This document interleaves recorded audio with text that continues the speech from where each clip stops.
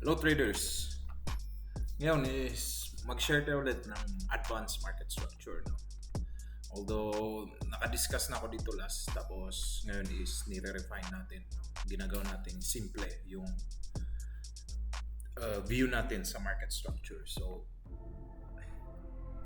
ang klase ng backtesting na to or simulation na to is order flow. No? Simply order flow. So, una is kailangan natin ng higher time frame na pro trend. So anong requirements natin sa higher time frame? At least merong break of structure na dalawa. Diba? Kasi yung dalawang market structure is yung dalawang BOS is magsaserve as confirmation ng isang trend. No, sa case na to is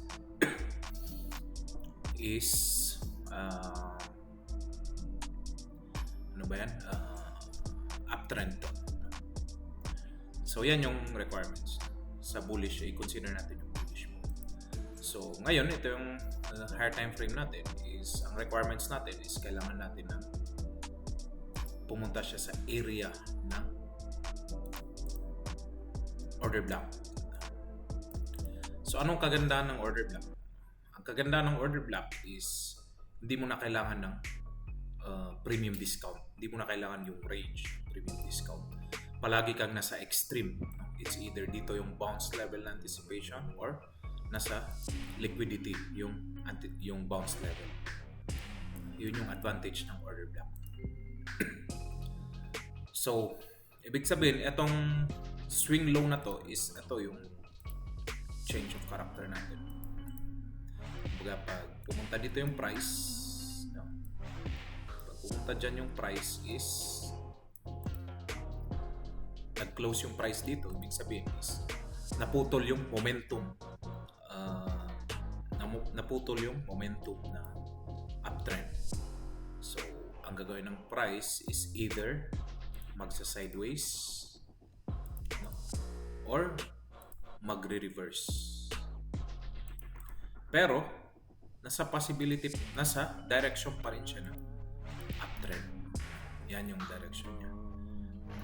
Ibig sabihin, senyales lang siya na pinutol niya yung momentum sa uptrend. Pero uptrend din siya. So, dyan napapasok yung another POI ng bounce area. Yung another POI na bounce area is ito, second na order block. Dito yung bounce, second na bounce. So, ang area natin is ito or ito, ng bounce area.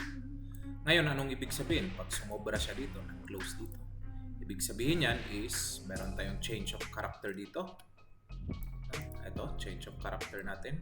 Senyales ng reversal. At ito yung BOS natin. BOS. Senyales ng kinonfirm niya yung reversal. Yun yung ibig sabihin niya. Kaya binibigyan natin ng pagkakataon na mag-bounce dito sa area na to. Kasi ang mindset natin is tutuloy ito sa taas. Tutuloy yung uptrend niya. So, dyan napapasok yung structure na inducement to. No, maraming interpretasyon. Pero yun yung generic na explanation. So, kung mag-close siya dito, ibig sabihin is na-confirm na magda-down yung trend. So, again, na-satisfy pa rin yung condition na may dalawang break of structure. Ito. So, ibig sabihin is nasa downtrend tayo. So, na-satisfy niya yung condition na may dalawang BOS. Ito is BOS ng reversal. So, change of character siya. Pero kung gagamitin natin yung rules na dalawang BOS is ito is na-satisfy niya yung condition na downtrend. No? Kaya, dalawang BOS yung clue natin palagi. Okay na yun, no? So, i-consider natin yung price dito. Or kahit saan, no? Dito. Pareho lang yung case, no? So, anong next na tingnan natin? So, lahat ng time frame is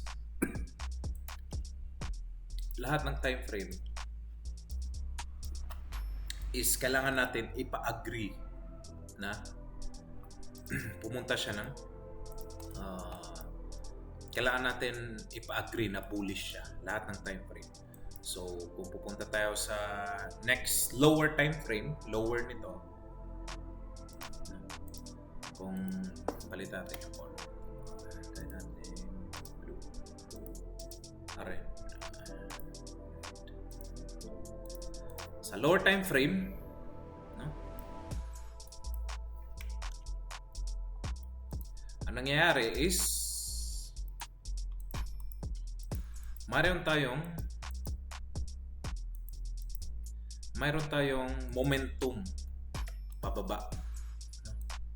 Yan ang nangyayari sa lower time frame natin. May momentum tayong pababa. So, yan ang rason kaya hindi tayo basta-basta mag-order limit. Kasi yung lower time frame natin is may momentum pababa na baka magdire-diretso dito yung price. So, dyan na papasok na kailangan natin yung structure. Ganun pa rin. Basic structure pa rin. Kailangan pa rin natin ng change of character at second BOS. So pag nangyari to, no? Pag nangyari to is same concept dito. Pag nangyari to is meron na tayong confirm na direction na nag-agree yung dalawang time frame na ng bullish. So nung nangyari to is ganun din ng concept. Meron tayong order block, meron tayong order block. Ngayon, hinihintay natin na ma-respect niya yung order block na yun. Saka tayo magpo-proceed sa next lower time frame. So, paano kung hindi niya ni-respect yung order block na yun at tumuloy yung price na to? Tumuloy siya. Baga nag-break of structure ulit dito. So, hindi natin hihintayin sa pag gumawa siya ng break of structure ulit. Yan. Natin dito. Ito. So, mayroon tayong dalawang BOS. Kasi dalawang BOS lang yung kinoconsider natin na area, tradable area. So, kung yung dalawang BOS, ang nagme-make sense ngayon na order block natin is ito at saka ito. Ito is ito yung area na to is ito yung bounce level natin para sa bullish bias. Kumbaga yung direction na bullish is valid pa rin. So, kumbaga dito, yung order block dito is hanging na. So, yan ang gagawin natin. So, hindi tayo magpo-proceed sa next time frame hanggat hindi niya to tinatap. Yan or ito. No? So, pupunta tayo ulit sa next time frame.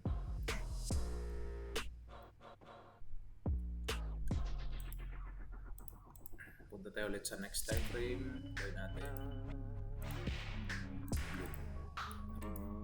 So, ganun din ang nangyari. Diba? Ito is mayroong structure na downtrend. Yan. So, hintayin natin na magkaroon siya ng market structure. Yan ang hinihintay natin.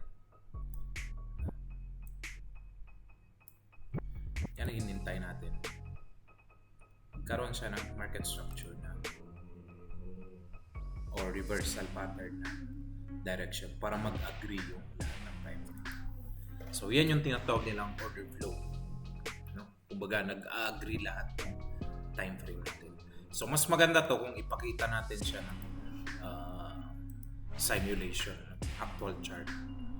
So, gagamit tayo ng random na month 2023. Wheel. So, wag lang January and December na kasi kanya na yan. Arang isang direction lang yung move. Kakasahal ko. Ayan, November. November. So, ito, 2023. GU. Pioneer. So, advanced to, no? Na galing tayo rewind. Advanced to na topic. So, ang gagamitin natin is daily. H4. H1. Ito ang tatlong time frame. Ito i-align ko yung structure nila. No? Kailangan mag-respect sila ng OB ng OB ng OB. No? Or order block ng order block. Or simply supply and demand. No? So 15 and 5 minutes. Ito yung structure, no? Ang hihintayin ko dito. Itong tatlo, daily H4, H1 is hintayin ko i-respect niya yung order block at saka structure. Itong M15 is hinihintay ko yung structure shift lang, yung reversal, no? Church. So M5 is dito yung typical ICT, no? Na concept. So gawin na itong risk, visual mode, 1%. So target natin is 8%, no? Para hindi mahaba yung video. So tingnan natin, no? Hanggat saan yung kaya.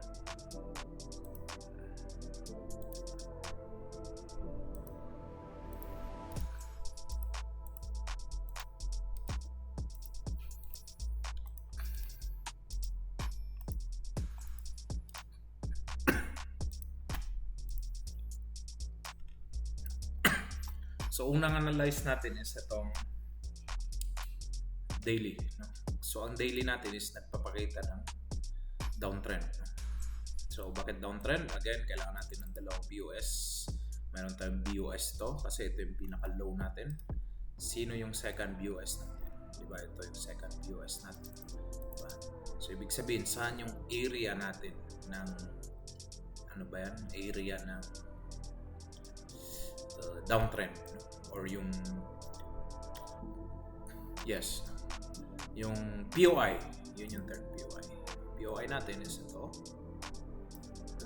Yan ang POI natin. Tapos yung isang POI natin is ito, which is disrespected na, no? So ito siya. So ang bias natin is downtrend, no? Bearish. Ito yung, ibig sabihin, ito yung change of character. Nangyari yung change of character. Ito yung confirmation ng reversal, no? So ngayon, sinasa natin is either magpatuloy siya sa baba or mag-kokonso hanggat hindi nagka-close yung price dito. So punta tayo sa H4. So since bearish yung bias natin, kailangan itong H4 natin is ganun din.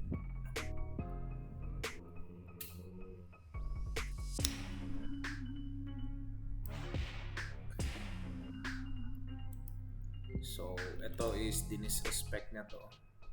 So maghihintay ako dito sa daily. Hindi ako magte-trade. Hintayin kong i-respect niya yung order block. So ito, nag-respect na siya dito. So inaasahan kong bounce. So paano ko malaman na hindi ito tutuloy sa taas? Malalaman ko yan is through next lower time frame.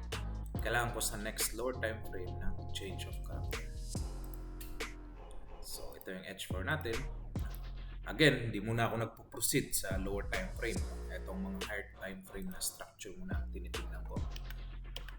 So tingnan natin kung mag-respect. So nagkaroon ng change of character, di ba? Maganda yung reaction niya. Magkaroon ng change of character. So, nag-react siya sa daily. Sa daily na daily na POI. Itong change of character. So, hindi ako magpo-proceed sa next time frame hanggat hindi siya mag-respect ng supply and demand or order block na bearish dito sa H4. Kasi pwede itong gumanyan lang pero tumuloy doon, diba?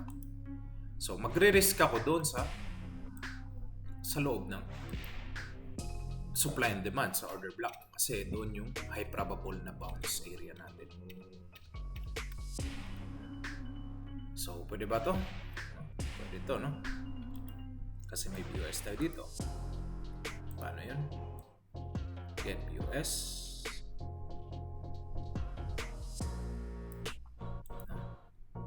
Tapos meron tayo, nasa loob siya ng order block, no?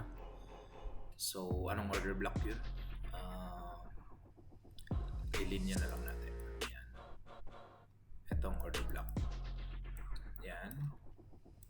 Tsaka ito. Ito yung mga area natin ngayon na hinihintay natin. Yan. Kinload natin. So may BOS, may change of character, may BOS, confirm na downtrend na rin yung direction ng H4, di ba? Ito downtrend.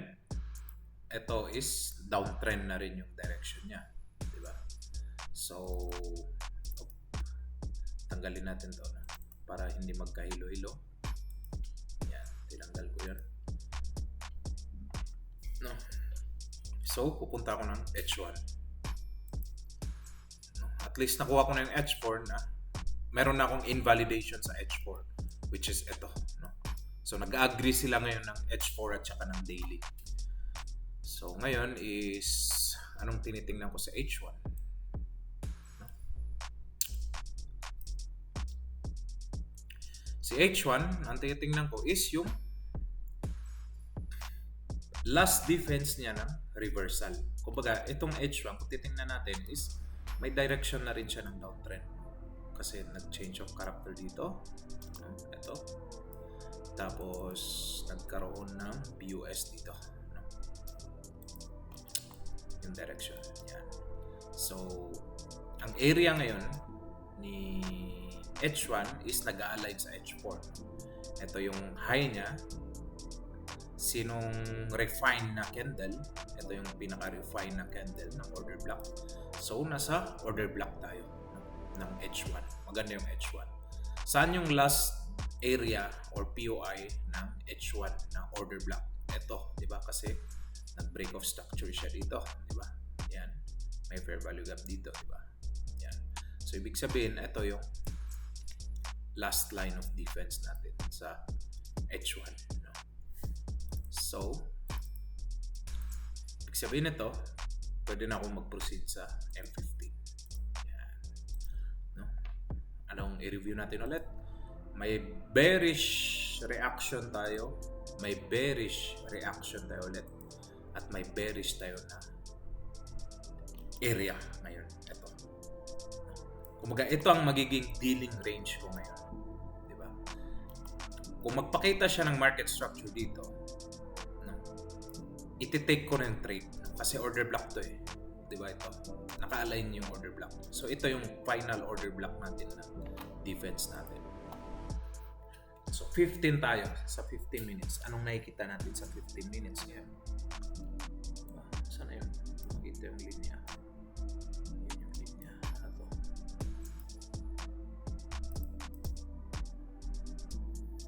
Ano to? Limutan ko yung H4. Yung order block.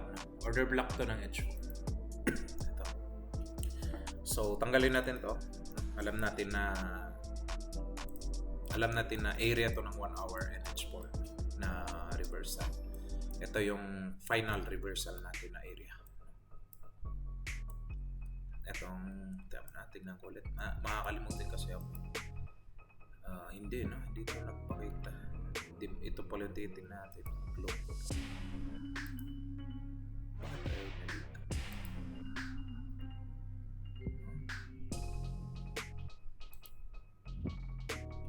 Ayaw nito mag-load.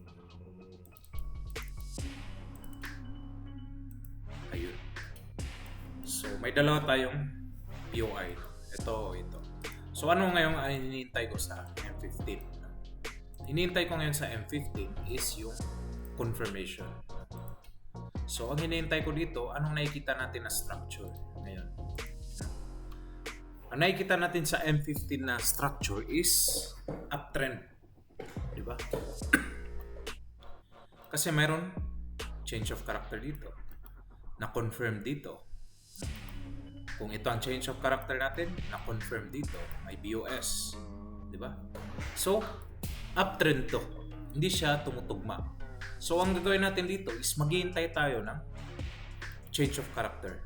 Either dito, kasi nasa area to ng 1 hour, or dito, kasi ito yung last line of defense natin sa 1 hour. Kumbaga, kung mag-close dito yung price, ibig sabihin yung H1 hindi na siya nag-align ng bearish. No? Itong H1 natin is bullish.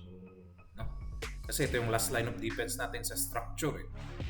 kung maglagpas dito yung price, kailangan natin maghintay na change of character dito sa H1. Sana gets, no? So, proceed tayo. Natin ang gagawin ng price. Okay, pwede natin to i-consider na change of character. Nga lang, hindi mo natin titingnan kasi yung time, no? Wala pa tayo sa kill zone, wala yung volatility. So, ang ginagawa ngayon, so Asian session to. Yan natin. 8, 9, 9. So, ito yung 2 a.m. Frankfurt. So, hintayin natin ang London up.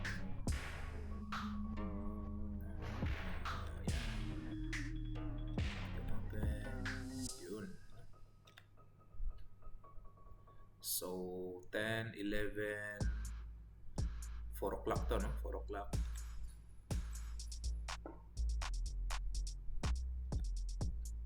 Okay, pwede na to, no?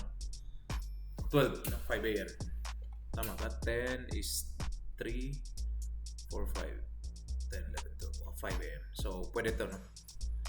So, anong nakikita natin ngayon dito? Nandito yung last POI natin. Ito yung area natin ng POI sa H1. So, ang nakikita natin, hinintay natin ang kill zone. No?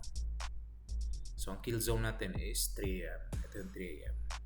So, nakikita natin yung 3 a.m. Kumuha siya ng liquidity dito sa Asia. No? Dito natin gagamitin yung typical ICT. No? Tapos, ito rin is kumuha siya ng liquidity dito. No? So, ang kagandaan nito is mataas yung rejection na to. Significant to na area. So, ibig sabihin, kinuha niya lahat ng liquidity. So, dito tayo mag-take risk. Kasi, yun nga, liquidity to. Hindi siya break of structure. Ito yung kanina, yung iniintay natin. Kanina, ito yung iniintay natin. Ito yung high natin. So, ito yung change of character natin. So, nagkaroon ng break. Ngayon, hindi ka makikipag-argue na dapat candle close kasi meron tayong narrative sa higher time frame. No? Pwede mo ma-argue na ni ma-manipulate ka niyan. Ito yung nakikita mo na mga rejection to. Pool of liquidity na papunta doon. Tapos, dito yung final na manipulation niya na Judas swing na kinuha niya to lahat. So, tayo is meron tayong higher time frame narrative. Na inisip natin na yes, etong area na to is ito yung reversal na area. Kung mali ako, ito yung next chance na reversal area. Nasa kill zone. So doon ako ngayon papasok sa M5. Dito ko ngayon i-confirm sa M5. So anong hinihintay ko sa M5? Hinihintay ko sa M5 is confirm market structure shift. Yan yung hinihintay ko sa M5. So, yan. So, ito na-confirm. Diba? Break. Bites. No argue. So, mag-order limit ako ngayon.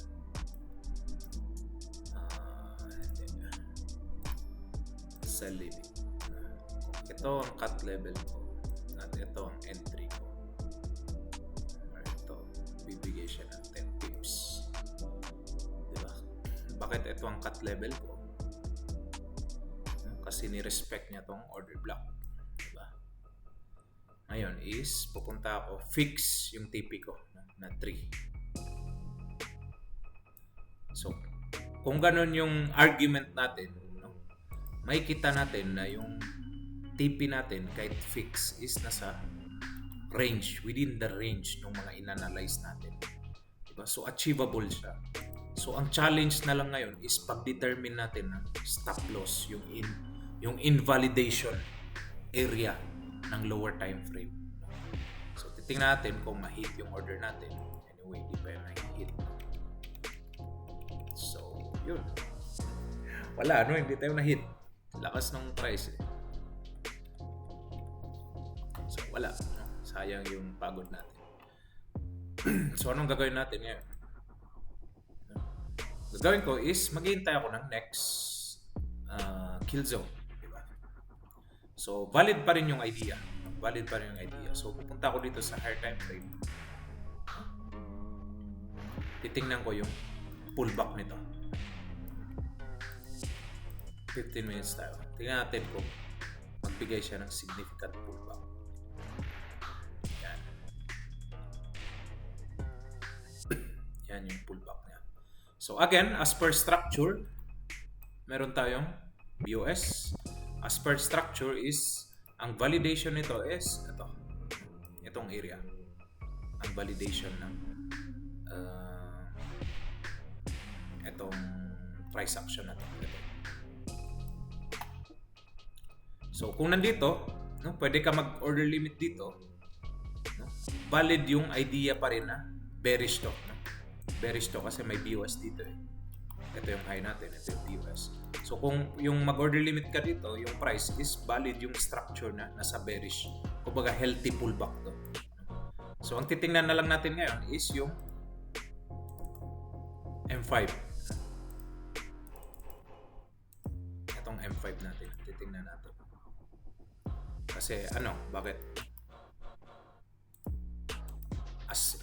Balik tayo ulit, structure. No? Structure. Bakit? Ito yung low, nag-sweep, market structure shift. Di ba? BOS.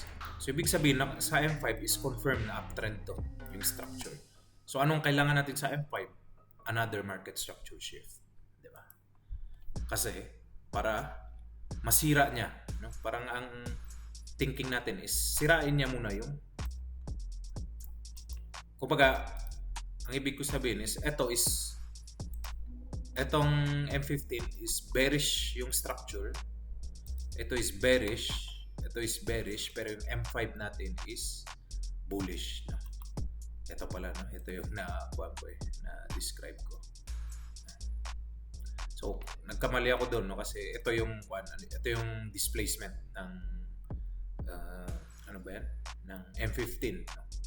Tapos, ibig sabihin, yung change of character ng M15 is nandito. So, ibig sabihin is, itong M15 natin is healthy pullback. Pullback para sa bearish. Yun. So, ito pala yung M5 natin. So, ang M5 natin, makikita natin na maraming structure na ginagawa. So, yun, yung in-explain ko kanina is ganun. No? Ito yung low, ito yung change of character, ito yung confirm. So, ibig sabihin sa M5 is naghihintay tayo ng change of character. Ibig sabihin, itong M5, itong current na ginagawa niya is bullish to.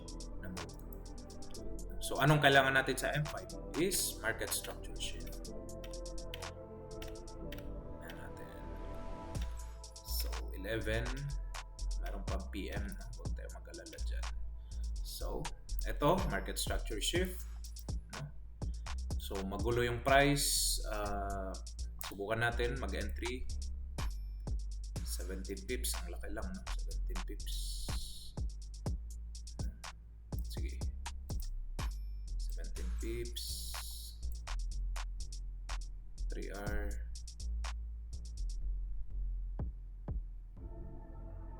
yan, 3R.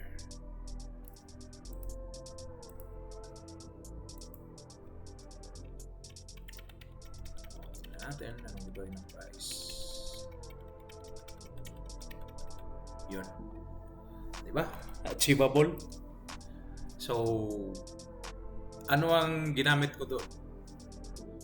Diba purely logic, purely purely argument.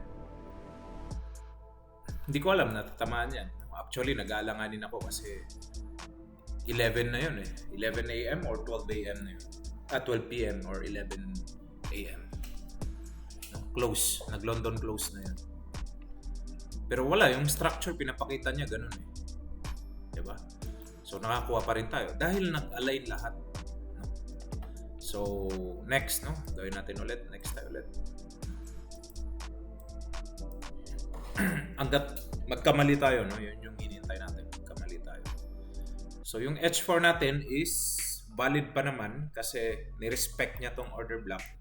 Ang tanong ngayon is hanggang saan? Tanggalin natin yung mga drawing para hindi magulo. Ito, ni-respect niya yung order block or yung supply. Tama ba? Yes. Hanggang saan? ano yung target? Yung low, pinaka-low. Kasi, kwanto di ba? Bakit yan yung target natin? Kasi, di ba, continuation lang to. No? Continuation ng dalawang BOS na to. Diba? Continuation pattern lang to papunta dyan. Yan yung ina-anticipate natin. Ngayon sa H4, anong ginagawa ng H4? Diba? Analyze natin. Ito yung BOS.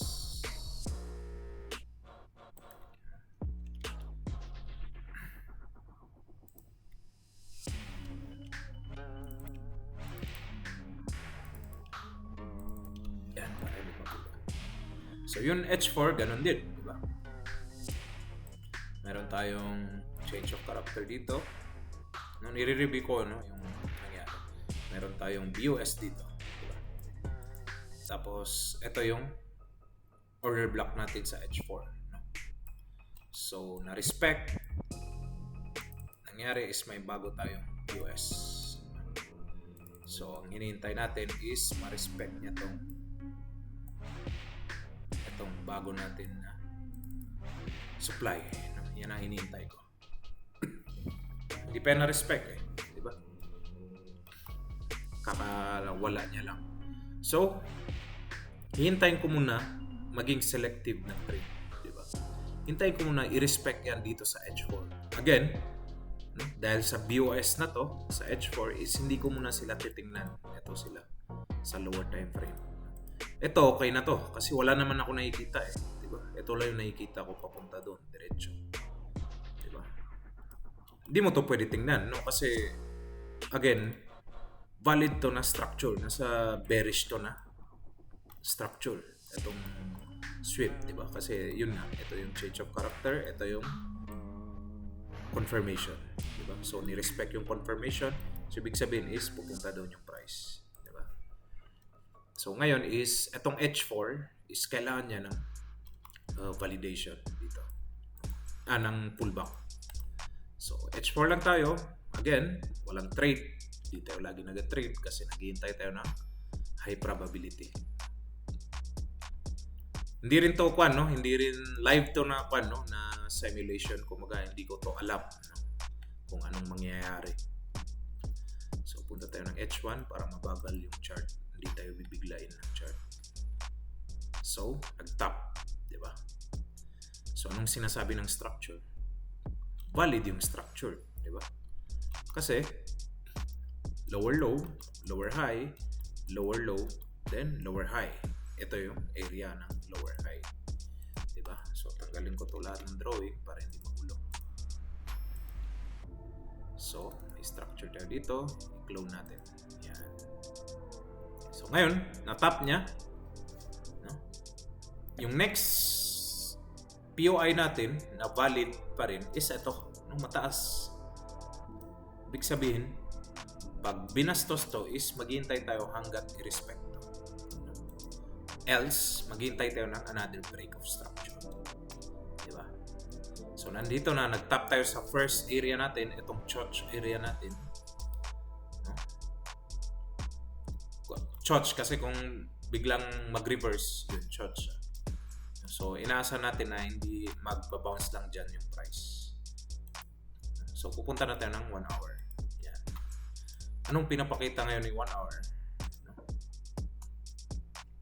Diba? Anong pinapakita ni 1 hour? Yes, from dito is downtrend. Diba? Change of character. BOS. Diba? No argument dun. So, dito, BOS ulit. Another BOS. So, ito yung low natin. Umakyat yung price. Change of character. So, itong change of character is isang area. Isang area, magkakalapit lang sila Kumbaga, liquidity pool. Yan yung tinatawag na. Hindi ka masyadong... Tingnan mo yung candle as a range. Huwag mo tingnan na per line. As a range. Kasi gumagawa ka ng narrative di ba? Kasi tulad nga ng order block, ang isang candle ng order block is simply blocks of order to or accumulation or sideways, di ba? So, ito yung change of character natin na pinakahalata ng change of character. So, ibig sabihin is, ito yung invalidation area natin. Ito sila. So, ibig sabihin, ito, sa 1 hour, is valid, itong price is valid siya na bearish. Diba? Kasi ito yung line of defense ng 1 hour para maging bullish siya. So, bearish. Ang 1 hour natin, bearish. Ito is bearish. Ito is bearish. So, lahat sila bearish. So, ngayon, hihintay natin yung 15 minutes. So, anong pinapakita ng 15 minutes? Pinapakita ng 15 minutes is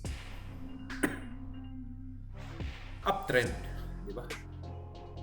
So, dito sa 15 minutes, dyan tayo maghihintay ngayon ng reversal. Diba? Kasi bakit uptrend? Diba? Dito nagsimula yung price. Kahit i-back natin, pareho lang. Ito yung high, diba? Ito. So, change of character. BOS. BOS. BOS. Ano ba? BOS. Diba? Low. Recent low. So, saan yung change of character nito? Ito. Diba? Disrespected. Diba? So,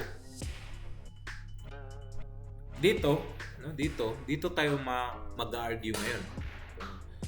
Saan yung invalidation, di ba? Ito yung change of character natin. No? So, pwede ko rin sabihin na ito isang area lang to. Ito yung halata ng change of character. Tapos ito yung validation. Kumbaga, validation ng reversal. Kumbaga, valid to na. Once pumunta dito yung price, pumunta dyan. Hindi natin yung pwede maging argument kasi yun yung ang binabasa natin ngayon is yung structure ng H1, yung ganun na argument, di ba? H1 yun na structure. So kailangan natin maging conservative sa lower time frame. No? So paano natin yung gawin? So pag ganun, nag-hesitate ka kasi yung interpretation natin is kapareho nung sa H1, di ba? Kasi magkakalapit lang 'to. So, sabihin ko na ito yung change of character ko. Ito yung validation. Ibig sabihin is, pwede ako mag-entry dito. Kasi kuwan lang naman to eh. Ano yun? Ano yun? Bearish naman to eh.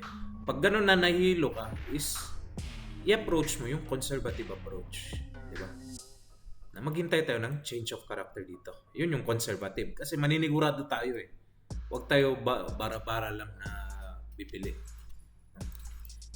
Kung hindi ka gagawa ng ganun, no? Ang pwede nating gawin is refinement ng supply and demand, no? Etong area na to is hanapan natin ng refinement. So kung magre-refine tayo, 'di ba? Ano yung pinaka last candle? Ito yung pinaka last candle natin. Sa high na 'yan. Ito yung gap niya, no? Ito yung refinement kasi kung ito yung una natin na na supply and demand, may respect siya dito, di ba? Efficient siya dito. So ito yung recent natin na supply and demand. So ito yung refinement. So kung nandoon ka sa perspective na yon na bearish to, is pwede ka mag-order limit dyan. Pero ako, ang gagawin ko is magiging conservative ako na maghihintay ako ng change of character. 15 minutes na to, di ba? So 19. Wala tayo sa kill zone kaya hindi worth it mag-order limit kasi walang kill zone. So wala pa rin yung significant na nangyayari. So Asian session to.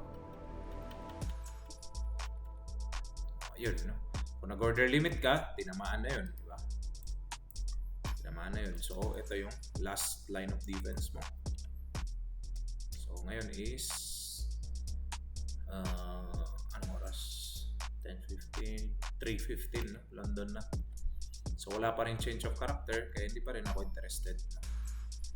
So ito nagpapakita ng good sign, ayun, no? So di ba? Kung nag-conservative tayo is yun ang mangyari sa atin. So ngayon nasira yung structure natin dito. So titingnan naman natin babalikan natin, no? Yung mga pangyayari. So daily, balik tayo sa daily, ayos lang kasi nasa area siya, no? Last POI natin. H4, ano nangyari sa H4? Diba? Change of character, nasa area din siya. Diba? So, ayos lang yung H4. Ngayon si H1. Anong nangyari kay H1? Change of character, confirmation. Diba? Ito yung pinakahalata ng confirmation. So, ang problema ngayon is si H1. Bearish, bullish.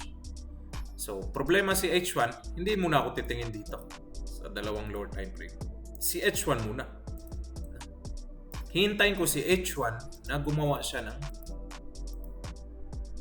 bearish na structure. No? So, tumaas, malakas yung pagtaas. Dito, nagkaroon ng change of character, BOS. So, diba, sumobra. So, pupunta tayo ulit sa higher time frame kasi nasira yung structure eh. So, anong pinapakita ngayon? Daily. Diba? Nag-close dito yung candle. Ang nangyari ngayon is naging bearish. Bullish.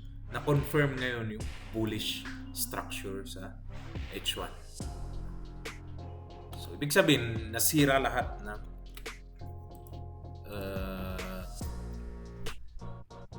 plano, no? Nasira sila lahat. So, erase natin. Balik tayo ulit sa una na naghihintay. Again, high probable to. Ibig sabihin, order flow yung tina-target natin. Dapat nag-agree lahat ng mga time frame. So, hindi palagi trade. Minsanan lang yung trade. So, ganitong nangyari. No? Change of character. BOS. Ganun pa rin yung argue kanina. So, may first BOS, itong change of character. Second BOS, agree. So, third BOS. So, ito yung third BOS natin. Tanggalin natin kasi ang kailangan lang natin is dalawang BOS. So, kung kailangan natin yung dalawang BOS, ibig sabihin is anong ibig sabihin? Ibig sabihin is madidetermine natin yung invalidation natin. So, una is ito. So, saan yung magandang structure ulit, di ba? So, kung papalpak to, ano yung change of character niya? Ito, di ba? Kumbaga, mako-confirm. Kung maglagpas dito yung price, sasabihin niya na pinutol niya yung momentum pataas. No? So, baka mag-reverse ulit or mag-sideways. No? So, ito yung first line of defense natin. Yung ano ba yung tawag? Yung confirmation na magre-reverse to kung sakali. Ano yung confirmation? Ibig sabihin, malalaman natin yung last POI natin. So yung confirmation is itong low. Pag nag-close below dyan yung price, ibig sabihin is nag-change of bias na naman. Na-confirm na yung bias is bearish. So, ano yung order block niya dyan? Or ano yung supply and demand niya? So, ito yung supply and demand niya. Which is, itong area niya is weak. No, mahina to. Bakit? Kasi multiple visit na siya. Kumaga, over-efficient na to. Weak to. Unlike ito na never pa natatouch. So, ibig sabihin, hindi ko natitingnan to sila muna, yung mga lower time frame. Etong daily ang titingnan ko. Kasi, hihintayin ko na nagte-trade tayo ng pro trend sa daily. Yun yung logic doon. Hihintayin ko pupunta dyan yung price. So, nasa extreme. No? Hindi na akong magpa-premium discount. Nasa extreme tayo ng range na to, itong displacement. So, hihintayin ko yung price, pupunta dyan. So, gumawa ng bagong BOS, no? Ganun. So, ito yung recent natin na BOS. Ibig sabihin is, ito yung bago first POI natin. Itong order block na to. So, hayaan ko muna, no, hanggat mag-visit siya.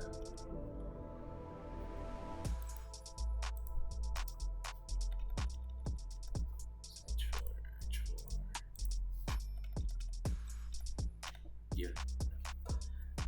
So, yun, may bagong BOS, break of structure. Again, may fair value gap, kaya displacement to. So, ano yung order block niya? Or yung demand niya? Ito. Diba?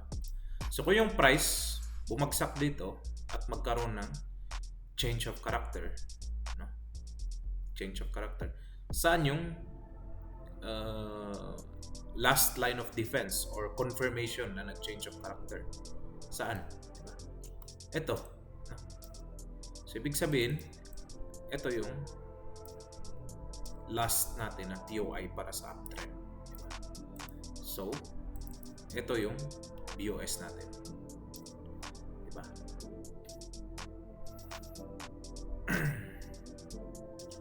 So, ito, bakit natin to hindi ginawang BOS? Diba?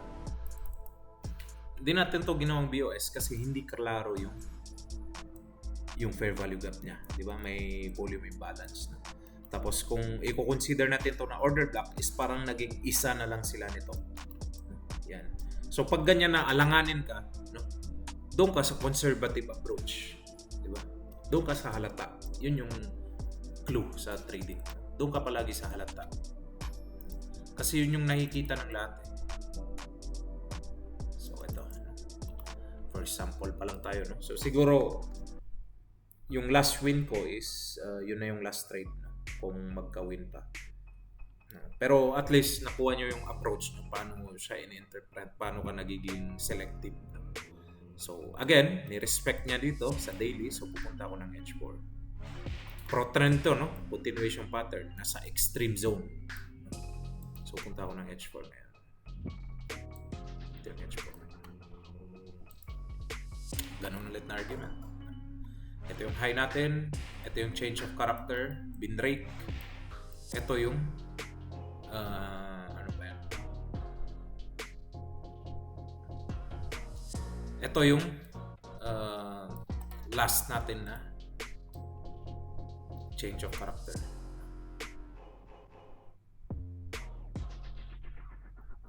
Yan. Kumbaga, buong area na to is lahat ng pullback dito is valid for uptrend. So bakit yan, no? Again, ganun ulit. Dalawang BOS. First BOS.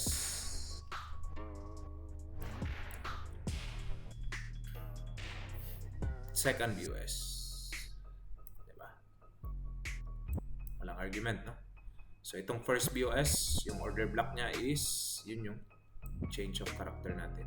No? Ito yung first defense natin, which is disrespected. Ito yung last defense natin para sa uptrend, para sa pro trend. So ito yung hihintayin natin na yung prices pupunta doon. So pag nag-top dito, ibig sabihin hindi natin kailangan ng change of character, di ba? Yun yung point. Kaya natin to in-analyze kasi nasa healthy yung pullback para sa bullish. Ito yung swing natin para sa bullish.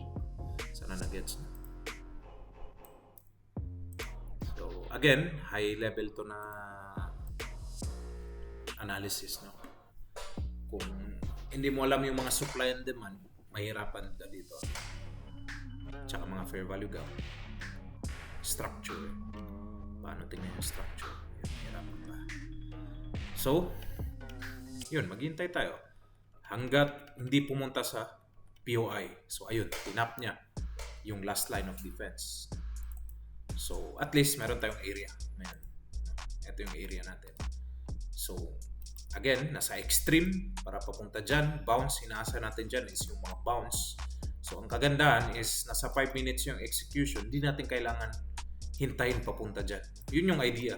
Pag bounce niya dito, ang bias natin is pupunta dito. Sa daily, ganun din. Pag bounce niya dito, ang idea natin is pupunta siya dito. So ngayon, pupunta tayo sa H1. Balik tayo ulit. Structural analysis ulit. Diba? ito yung pinaka-high natin, di ba? Higher high, higher low, change of character. So, itong area na to, change of character natin yan. Lagyan natin ng linya. Yan, change of character. Okay, nag-change siya. Yan. Ito yung confirmation ng change of character, di ba? Area, area, area, area, area. Ito yung na-confirm na reversal. So, ibig sabihin, H4, daily, bullish, H1 is bearish. Yun yung ibig sabihin. So, anong kailangan natin gawin ngayon sa H1? Ang kailangan natin ngayon sa H1 is change of character. So, ang rules natin, daily, H4, H1, as much as possible is same direction sila at ni-respect nila yung mga order block. Yun yung hoping natin na ma-achieve. So, anyway, yung H4 at saka yung daily is nasa order block na sila. Ni-respect niya na yung order block. So, malakas na yun, no, na POI. Pero kung gusto natin high probability is dito sa H1 ka. So, ang cons nito is sa tagal mong kakahintay is mapag-iiwanan ka. May time na hindi na i-respect yung area mo. So, doon ka mainis. Doon ka mawawala. So, nangyari, hindi pa tayo convinced. Ito. So, sweep. Ginawa niya sweep. Okay. Ayun. Ito yung klarong move. Diba? Siyempre, no, sasabihin mo na, sayang to, sana tinrade ko. Problema, ibang setup yun. Diba? Hindi ito yung setup mo. So, ito, ginagawa natin dito is pina-follow natin yung rules natin. Order flow. Ang pina-follow natin. So, ito is mayroon tayong change of character na halata. Ito. So, ang kailangan ko lang is mag-respect siya ng order block. Yun lang ang kailangan ko dito ngayon. Yun. So, bakit ko yun kailangan? No? Kasi itong H4 at saka daily, nag-respect na sila eh. No? Tinouch na nila. Ibig sabihin, ongoing na yung pataas ng daily. H4 ganun din. Nag-touch siya. Ibig sabihin niya is ongoing na siya sa pataas. No? Yun yung ideal scenario. So, dito is ganun pa rin ang gagawin natin. No? Structure pa rin. Pero siguraduhin natin na nasa area tayo palagi. No? Dito sa tatlong time frame na to. So, dito sa H1, again, analyze natin. Mayroon tayong change of character.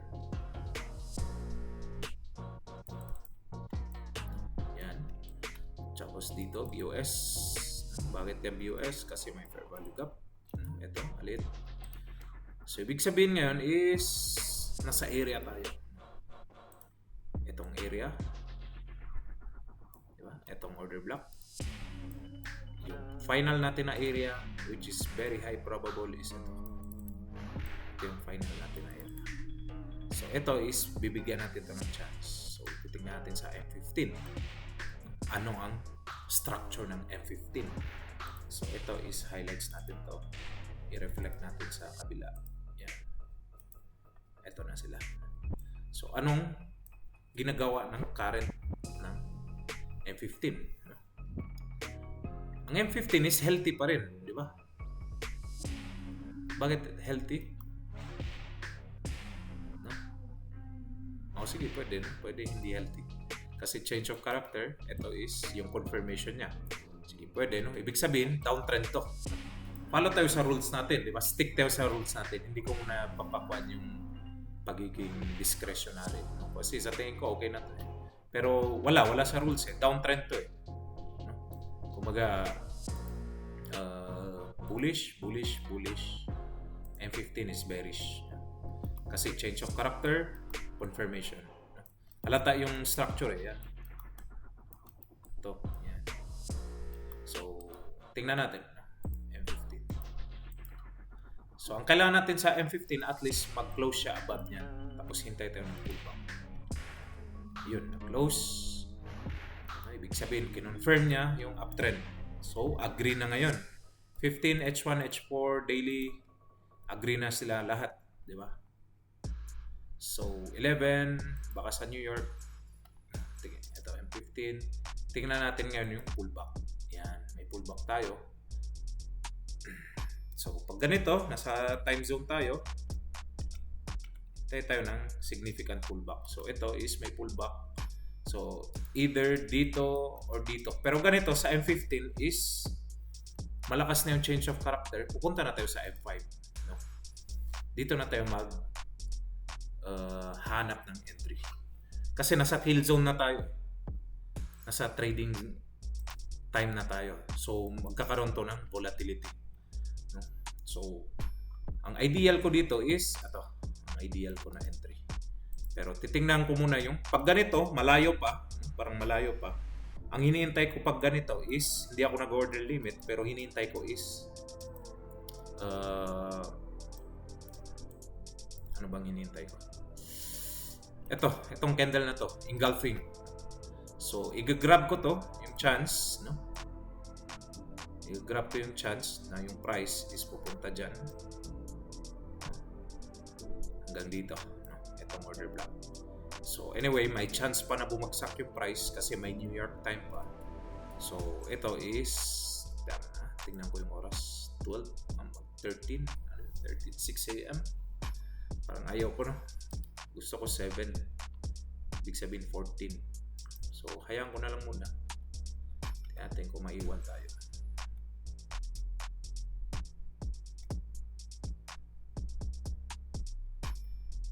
So, ito pwede na to, no? Kasi fair value gap.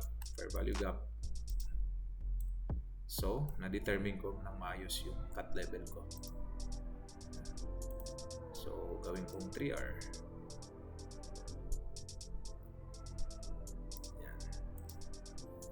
So, lahat ng idea natin, no, makikita natin na yung 3R na yun sa execution natin sa M5 is parang slight lang, no, nung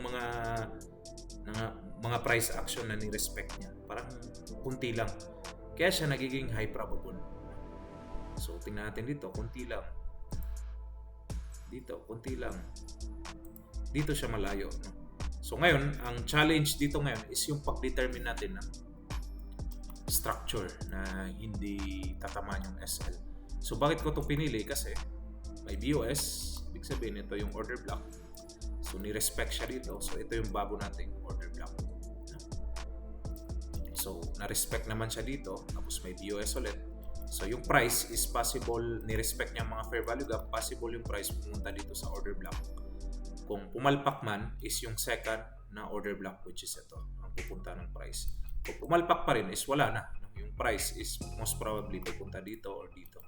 So better dito maggagamble tayo kasi yung time, no? So tingnan natin kung mali tayo o tama. Bullshit na yan. Di pa talaga tinamaan. So again, hindi ko yun inaasahan, no? Pero most probably news yun. Hindi ko yun inaasahan na reaction. Nakita naman natin, no, na random to. So, yun. Diba? So, nakita nyo yung dalawang trade lang, no? So, stop ko na kasi ang haba ng discussion. So, ipapakita ko yung napakita ko yung structure, diba? Yung paano ka naghihintay, paano mo kinukuhan, ano yun. So, hindi palaging may trade, no? Isipin mo na marami kang na-miss na trade, diba? Pero yun yung fina-follow mo eh. Yun yung kuhan natin eh. Ano yun? Yun yung playbook natin. So kung i-apply mo to, hindi ko alam kung effective ba to sa ibang pero natatry ko to sa GU at saka sa EU. So tingnan natin yung na-miss natin. Yung last trade natin is ano ba ito? Ito. 9. No? So yung next trade natin is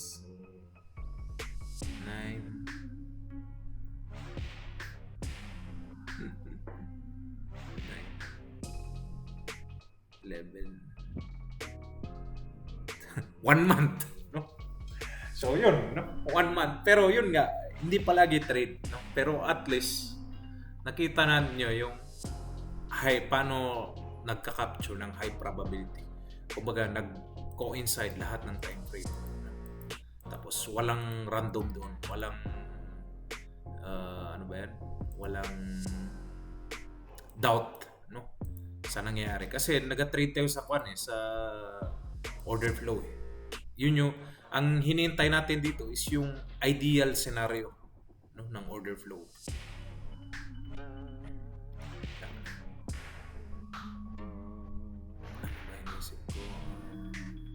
Yun, yung challenge lang dito is yung pag-determine nyo ng invalid, yung structure. No? Malalim yun na study, no? Yung pag-determine ng structure.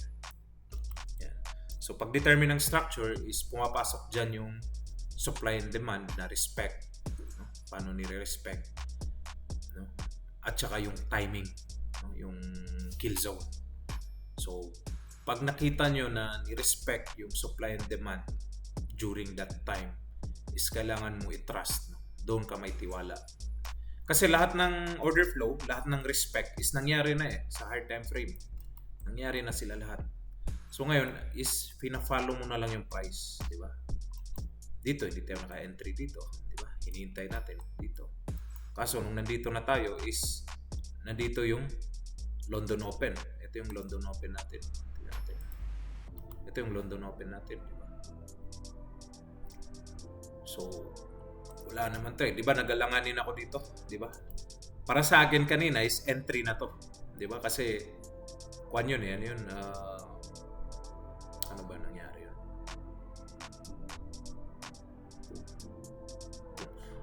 Para sa akin entry na yun kasi kung titingnan ko is yung pinakahalata is ito yung change of character ko, di ba? Kasi relative equal low liquidity to, itong dalawa. Ito yung pinakahalata. Tapos ito is valid area to. Ito. Valid area. Ito yung invalidation ko. So para sa akin is entry na yun. Siyempre, nangyari na to kaya ako masasabi, di ba? Pero para sa akin, entry na yun. So pupunta ako ng 5 minutes. Anong possible ko na entry?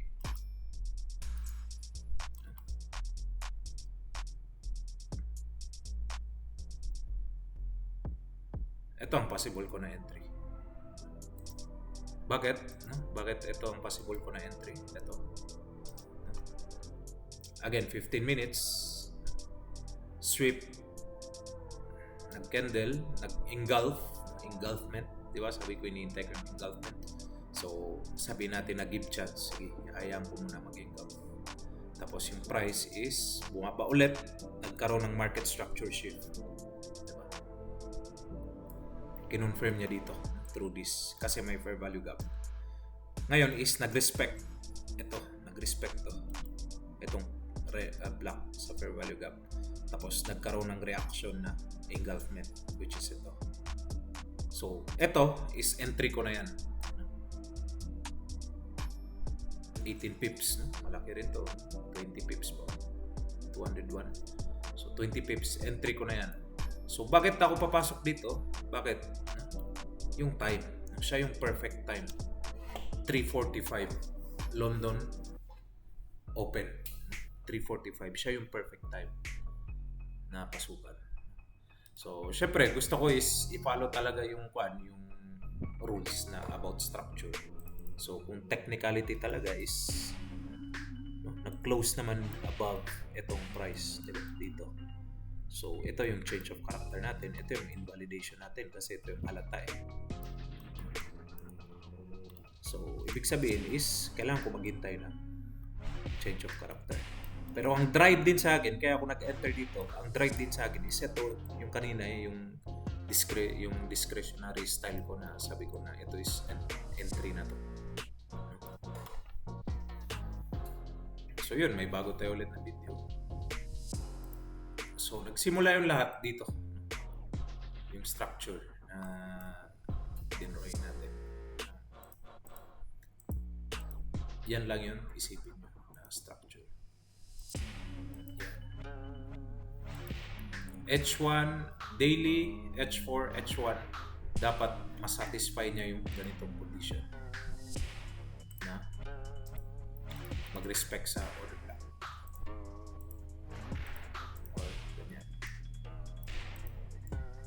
So, ulitin natin, kailangan may dalawang BOS.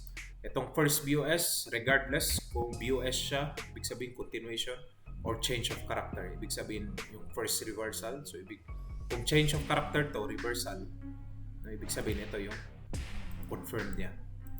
Pero kung BOS pa rin yan, is i-consider mo lang yung dalawa. Tapos, titingnan mo yung mga order block nila. Yung change of character na order block, yung first order block, which is ito. Kung mag-close below niyan yung price, siya yung first change of character. Again, same approach dito. Tapos yung second, last POI, pinaka-extreme natin, which is ito. So, ibig sabihin is ito yung, kung mag-close yung price below nito, is ibig sabihin is ito yung confirmation ng reversal. So, yan lang yung tatandaan. So, daily H4, H1, kailangan masatisfy niya to. No? Tapos, every time gumagawa, example, ito yung daily or H4. Tapos, ni-respect niya to. Tapos, pumunta tayo ng ano ba yan? Ng H1. No? Yan. Sa tuwing gumagawa, yung time frame below niya is kailangan natin ma-confirm na bullish din siya, no? Same direction. So, ibig sabihin, i-apply pa rin natin tong mga concept na to. No? So, may bullish. So, ibig sabihin, first POI, second POI, tapos nag-BOS ulit dito. Ibig sabihin, ito ang bullish area ko na pullback. Pwede dito, pwede dito. So, sa case na to is hindi niya ni-respect. Kumbaga, hindi niya inabot. No? Tapos, naggumawa ng BOS. Diyan, importante na pag nakikita natin na kada may BOS, kailangan mo i-determine ano yung healthy na BOS. Again, yung healthy na BOS is my fair value gap. Ibig sabihin, displacement. So, sa tuwing may BOS, is ibig sabihin, nagiging significant itong change of character niya. Ito. First POI. So, wag mo napansinin to.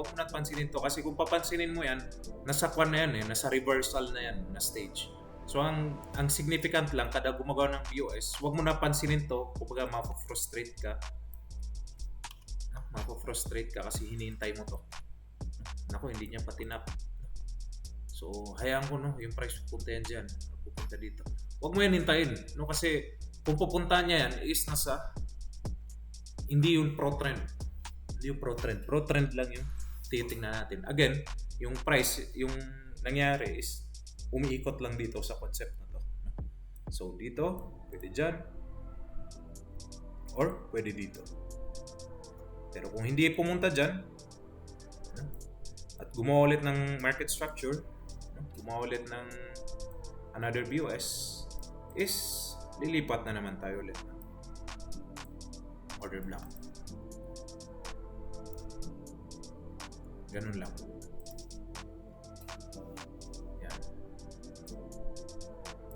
Yan.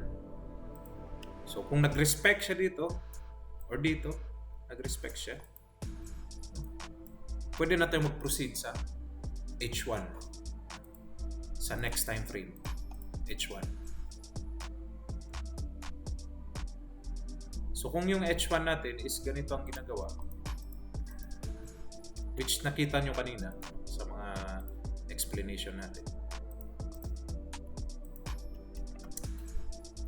Kung makita natin yung H1 natin na ganito ang ginawa,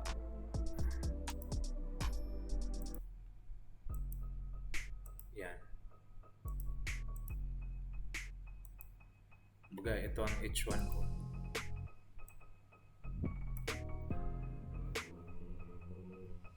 I-move ko dito. Itong top niya is ito.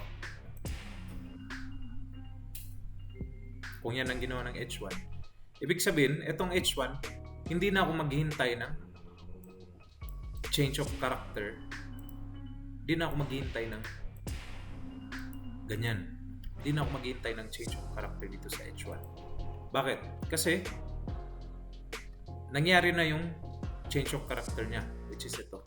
nangyari na yung anong tawag dyan? Nangyari na yung reversal niya, yung swing, no? Pivot point. Nangyari na yung pivot point niya. So, applying ulit yung basic natin.